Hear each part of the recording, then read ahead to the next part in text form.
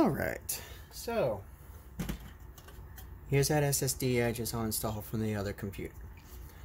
I'm going to be putting it into this computer right here. This computer is an experimental server setup for that I'm working on with a few other guys from around the world. Our goal is to see how feasible it is to run CubeWrite as a full server network, as opposed to using Bungee, or no, not as opposed to using Spigot or what is it, PaperMC. The reason for this is CubeWrite is written in C++, so it's a lot faster. It uses memory dynamically, so you don't have to assign the RAM. And all in all, it's just better performance-wise. It's just a little behind on development because not a whole lot of people seem to know about the project or are able to contribute to the project. So we're hoping that this might get it some attention as well and maybe get some more devs. Now, the reason I'm doing this,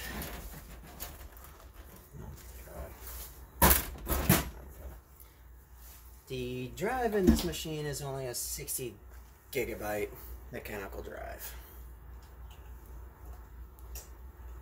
And, well, while that might be cool and all for world backups, yeah, probably not. What we need out of it is,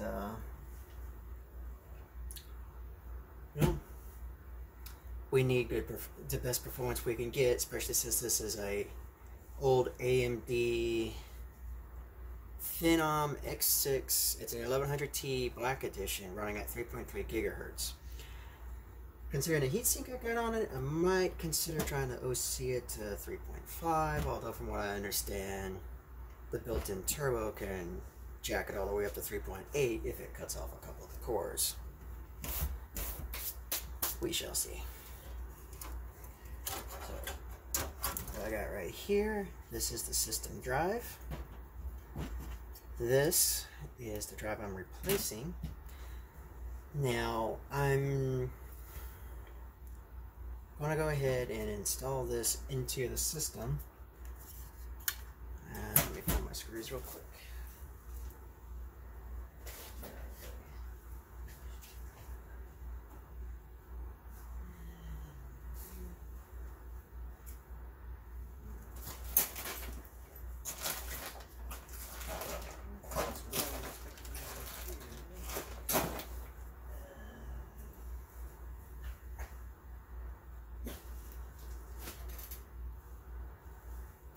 Been moving a bunch of stuff around and it just got misplaced.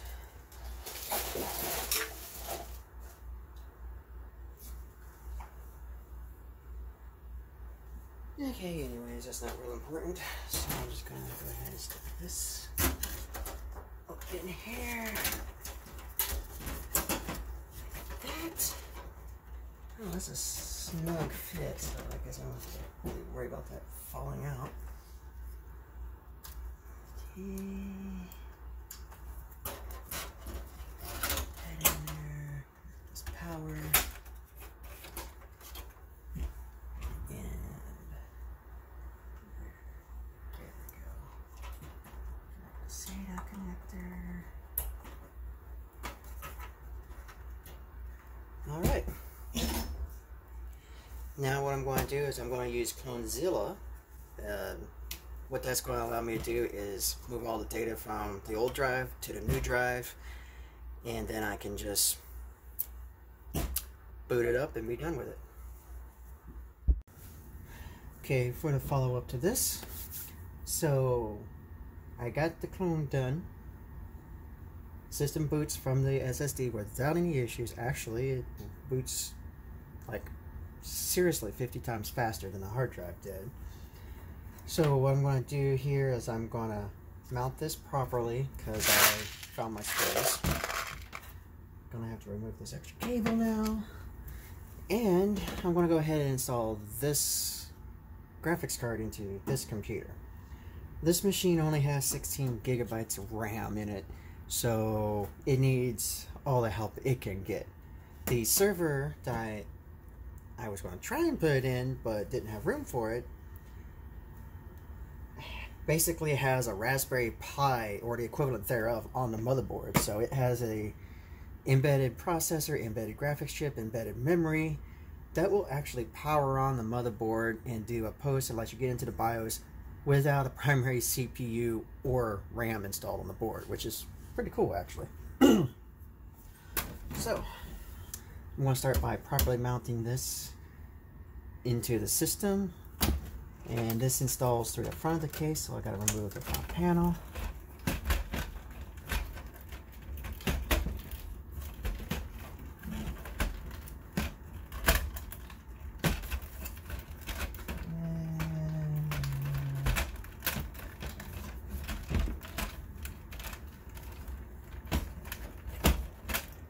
There we go. I'm not sure what was going on there. Go ahead and disconnect these. Out. Push it forward.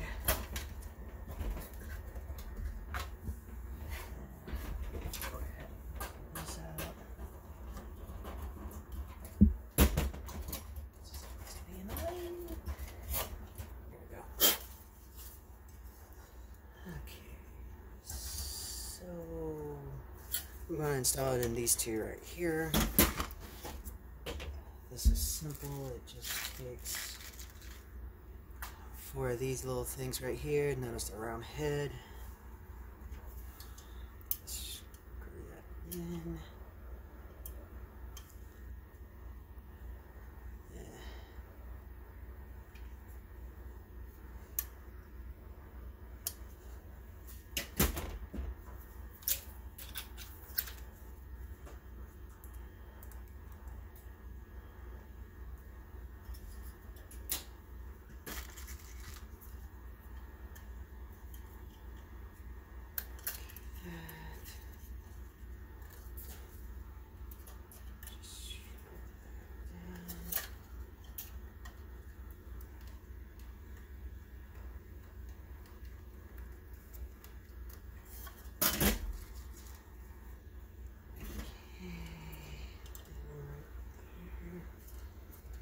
Now I'm using these ones because I want the back to come out a little bit, so I don't have to be digging my hand up in there to get to the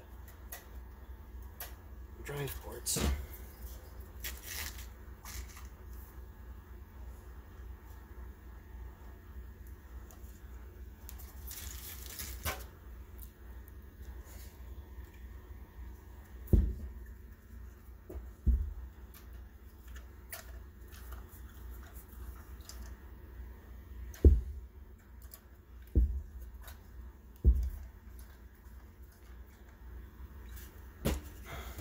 This just slides in there. Screws right in a groove.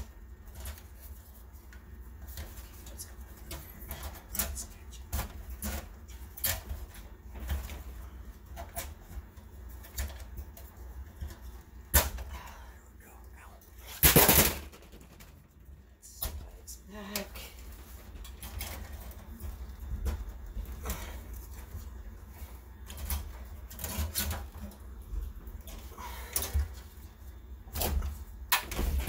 To lock in right there, but as tight as that fit, it ain't going nowhere. Let's go ahead and screw this back on.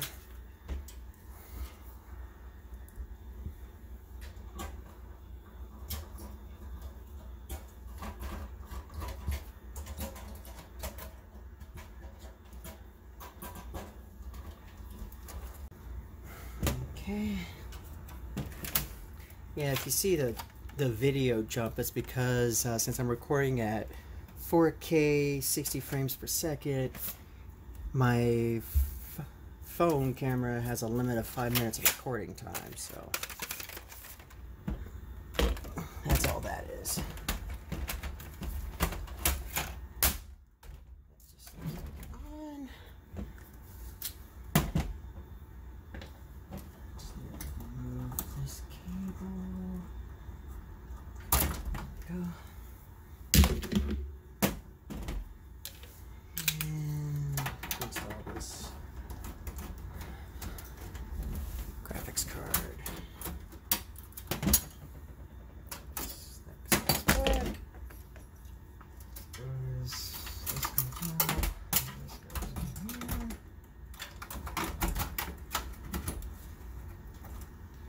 Now you notice I have a network card in here. It's not because it's, while the onboard network card would probably be sufficient, the add-in card is a Intel server NIC, so I just feel like it's better suited for what I'm using this machine for. Alright. There we go. That bolted in. Get the power there. Data. Still connected.